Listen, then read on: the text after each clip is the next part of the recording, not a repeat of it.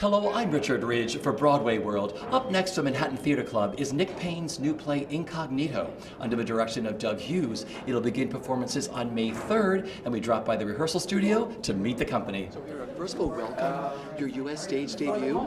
Yes, thank you very much. Very exciting. Yeah. What's it been like? Your first week, you just started rehearsals Tuesday. Yeah. What's the week been like? You know, I've been incredibly excited about this. I haven't been in a rehearsal room since 2010. So I've been dying to do a play again, and been dying to have that time where you sit around a table and you spend a week, 2 weeks just talking about it. You know, of course, in film and television, you have to get right on with it. You know, you turn up and within a couple of hours you're filming it. You know what I mean? So it's lovely to spend this time with the text and talk about it and think about it, and not feel like you have to make any choices straight away. So I've been looking forward to that for a long time. So I'm thrilled to be here. Take me back to the beginning when you first read the play. What went through your mind? Well, I got a call from my agent who said, I'm going to send you this play, have a read. And then he proceeded to kind of explain it to me in a couple of sentences. And I felt, well, that sounds very complex, and I'm not sure that sounds very interesting. So I went home and I read it, and of course was immediately my mind was changed about the play. I thought it was so interesting and so complex and incredibly sophisticated and charming, and structurally it's unlike anything I've ever read. And so I knew immediately that I wanted to be a part of it. I wanted to do everything I could in order to secure the role. So I came in, auditioned, and he's such a brilliant writer. Yeah. Having Nick in the room, I mean, this whole week you've been sitting with your director, Doug Hughes, and there's only 4 of you in the show playing lots of characters. Yeah, no, it's thrilling, and also because there are so many questions that you have, and especially with a play like this, especially with someone as smart as Nick, and again, a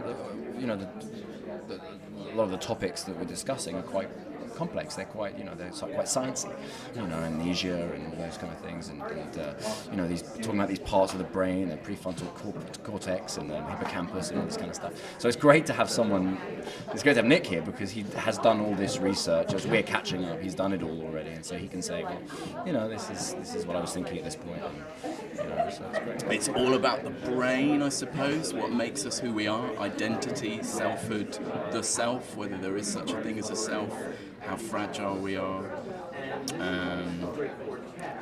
Come and see it to get the whole thing. Yeah. How long did it take you to write this, and how did you come up with the idea for this one? It took quite a long time to write, or it took quite a long time to research it and speak to people and try and get my brain around understanding the brain. I don't know, actually, it was a few years ago now, so that process was probably something like a year all in. And I met people, neuropsychologists and people who have worked with amnesiac patients, and tried to read as much as I could. And as I say, a few of the stories are based on real life incidents, so there was a lot of kind of existing biographical material, so I read all that stuff. But it is most definitely a work of fiction.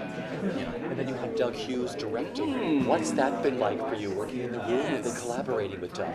He's amazing. So he was around, of course, when I was last year with Constellations, and he was kind of an amazing, what's the right word? Amazing support, network of support for me and for the show. So it's really great, and we have been in touch since then, talking about the play and getting ready. Yeah, he's great and so lovely and so thorough. He's, I'm embarrassed to say, better prepared than I am. Yeah, he's amazing. He's great.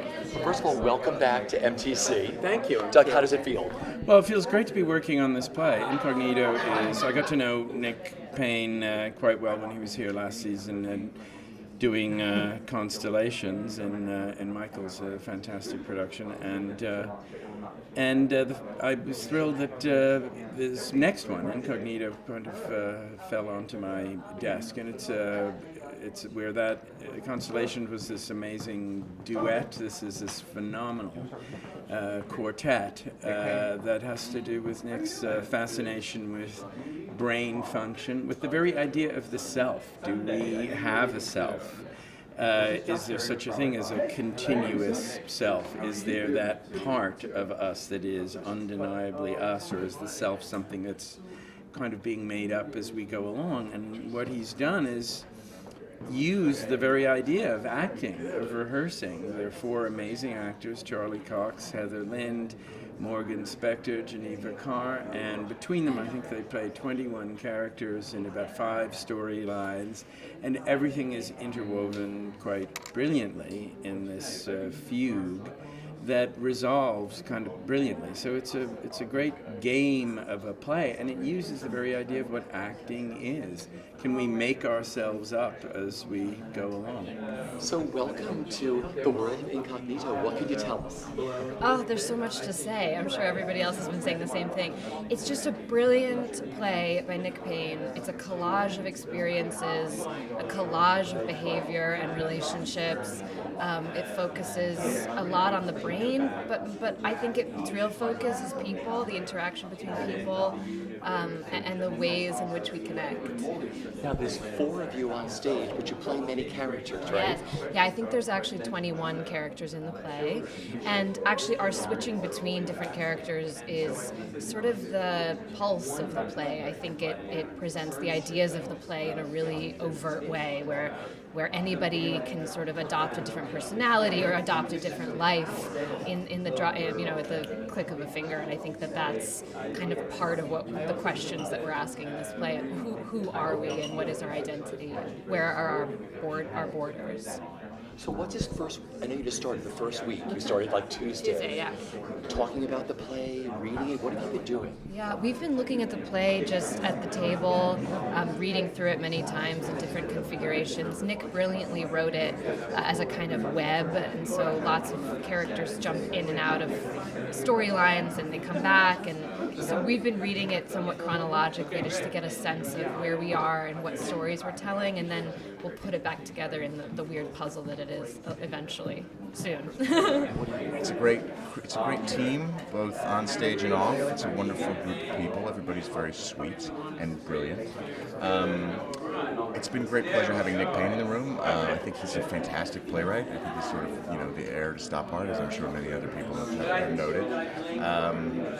But he's sort of, I don't know, it's wonderful to, you read a play and it's so intricately constructed and you think, how the hell did you do this? And then you meet the guy and he's just completely unpretentious and love him.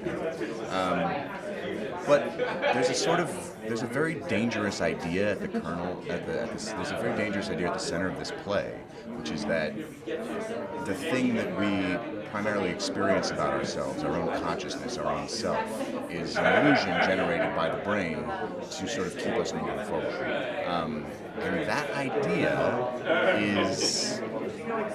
that was the thing that I walked out of the first day of rehearsal with, and I was sort of, I spent the rest of the day in a kind of heightened state, sort of trying to figure out what the implications of that were for every other experience in my life. And so I think that the play has a lot to say to us about who we are, who we think we are, we live in such an identity-conscious culture, and the way that this play asks us to think about our own humanity is in a way that kind of obliterates a lot of that, and it's really fascinating. So I think it's exciting to be involved in something that's so sort of intellectually and emotionally engaging and with such a wonderful group of people.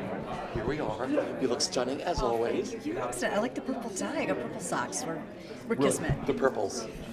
How exciting is this first week of rehearsals? Brand new play.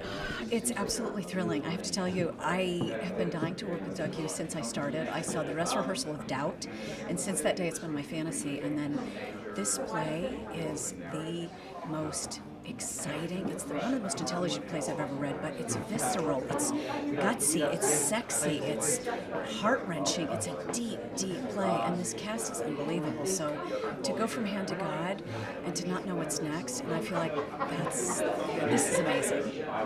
You play a lot of characters in this. You all switch out and sometimes play the same person or the same mind thoughts? Well, I'm typecast yet again with a very young lover, I'll just say that, and I have a son in this one as well, but we all play different characters from different eras in time, different countries, so there's a lot of fun stuff for actors because there's a lot of accents, but I was talking with Morgan, it's not about that as much as this show is so deep and the scenes are so grounded emotionally that we don't want people to look at us and think we're clever. I think if you just go on the ride of the play, I think it's really going to be shocking.